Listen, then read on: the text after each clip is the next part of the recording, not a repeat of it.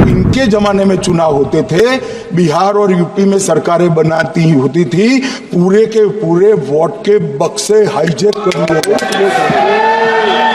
EVM आने से ये बंद हो गया, ईवीएम आने से बंद हो गया।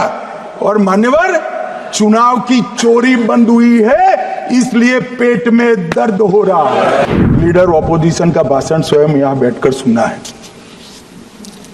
पूरा भाषण उनका धागों में उलझ गया। मान्यवर, मैंने सोचा कि भाई कुछ गलती नहीं है, मान्यवर कोई गलती नहीं है, तो ये लोग विरोध क्यों कर रहे हैं। फिर मुझे याद आया कि मान्यवर, जब इनके जमाने में चुनाव होते थे, बिहार और यूपी में सरकारें बनाती होती थी, पूरे के पूरे वोट के बक्से हाईजेक कर लिए। ईवीएम आने से ये बंद हो गया, ईवीएम आने से बंद हो गया।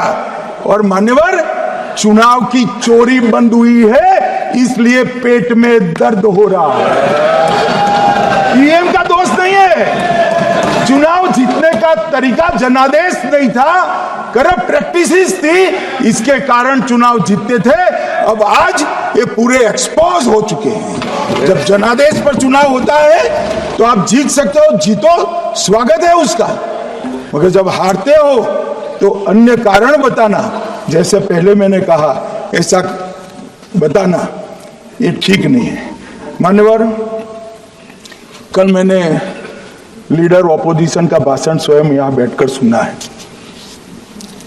पूरा भाषण उनका धागों में उलझ गया, थ्रेड्स में उलझ गया। मान्यवर, ये कहते हैं पीएम का शेड्यूल देखकर चुनाव आयोग चुनाव तय करता है। मेरा सभी सांसद महोदय से करबद्ध निवेदन है कि चुनाव होने के पहले के 1 महीने पीएम का शेड्यूल, और पीएम को लगभग 24 और 16 कितना होता है, 40 महीना हो गया। इसमें से किसी भी 1 महीने का शेड्यूल दिखाओ। पीएम की गति ही इतनी है, कोई भी महीना उठाओगे तो इतने ही प्रवास करते हैं। मानवर, इसको चुनाव का कोई लेन देन नहीं है।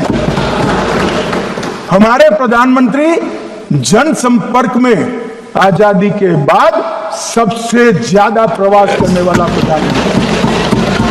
और मैं जानता हूं साहब, मैं जानता हूं नरेंद्र मोदी जी को 2001 से मैं बता सकता हूं, एक भी दिन की छुट्टी नहीं, एक भी वैकेशन नहीं, लगातार जनता का काम करना।